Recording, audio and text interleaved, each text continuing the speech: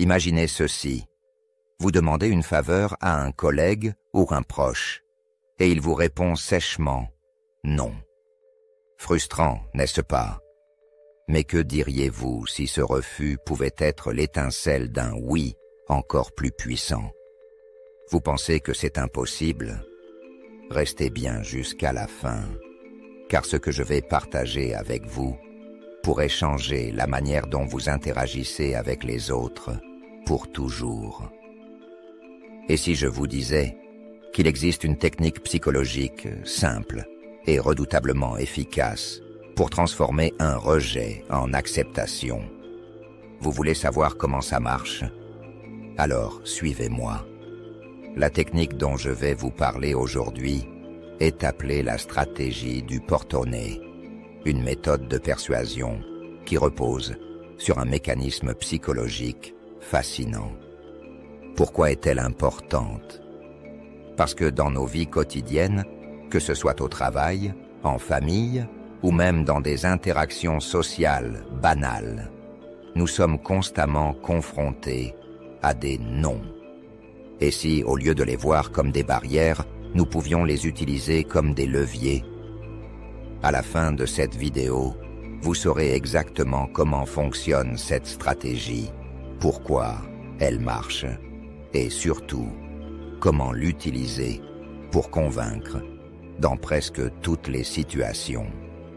Nous allons d'abord plonger dans les bases scientifiques de cette méthode, puis explorer des exemples concrets, dont certains risquent de vous surprendre.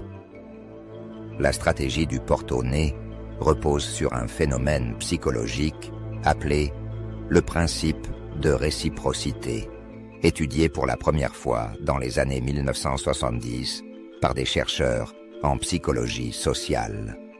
Voici comment ça marche. Vous commencez par faire une demande démesurée, presque déraisonnable.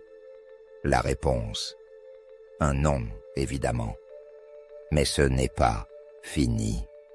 Immédiatement après, vous faites une deuxième demande, plus modeste, plus raisonnable. Et là, comme par magie, la réponse est bien plus susceptible d'être positive. Un exemple marquant. En 1975, Robert Cialdini, un expert mondialement reconnu en persuasion, a conduit une expérience fascinante.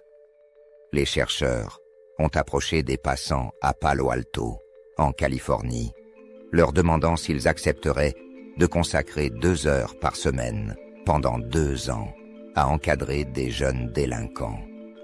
Sans surprise, presque tout le monde a refusé. Mais ensuite, les chercheurs ont formulé une demande bien plus simple: accompagner ces jeunes pour une seule journée.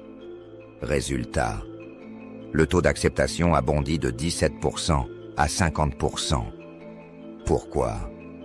Parce que les gens se sentent presque obligés de dire oui à la deuxième demande, comme un compromis après avoir refusé la première.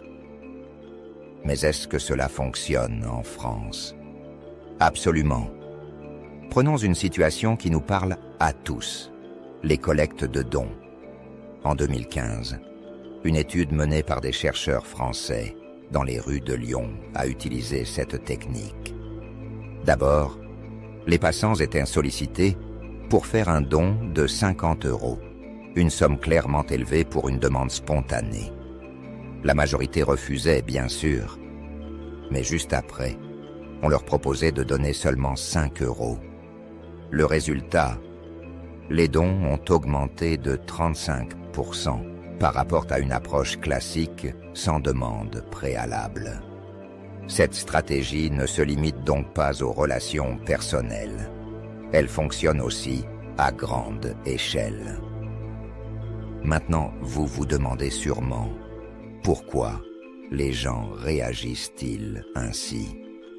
Tout cela s'explique par le principe de réciprocité, mais aussi par un autre phénomène psychologique, la dissonance cognitive. Lorsque quelqu'un dit non à une première demande, il peut ressentir un léger malaise une sorte de culpabilité subconsciente. Alors, quand on lui propose une alternative plus raisonnable, il saisit l'opportunité pour se sentir juste ou généreux. C'est une sorte de mécanisme de réparation psychologique.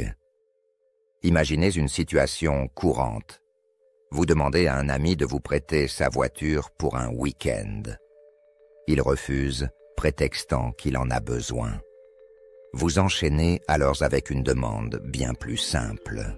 « D'accord, mais pourrais-tu me déposer à la gare ?»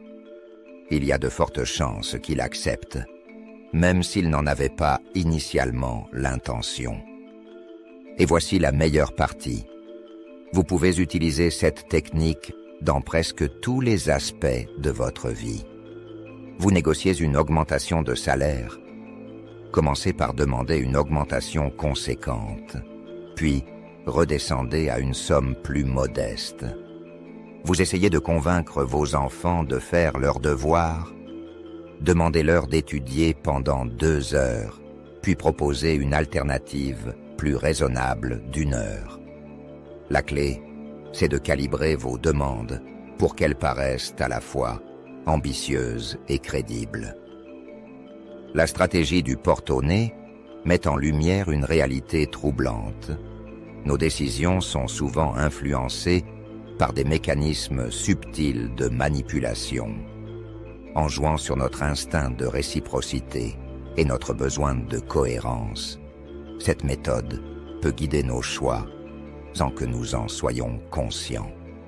Mais connaître cette technique, c'est déjà s'en défendre.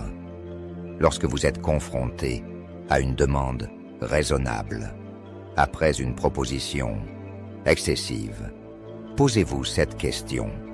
Aurais-je accepté si cette demande avait été faite seule? Si la réponse est non, vous avez identifié la manipulation. La vraie liberté, c'est de choisir en pleine conscience, sans céder à la pression. Protégez vos décisions en restant vigilant, car comprendre ces mécanismes, c'est déjà reprendre le contrôle. Merci d'avoir regardé cette vidéo jusqu'au bout. N'oubliez pas de laisser un like et de vous abonner pour soutenir notre travail. Cela nous aide énormément. Et surtout, partagez vos réflexions et en commentaire. Vos points de vue comptent et nourrissent la réflexion collective.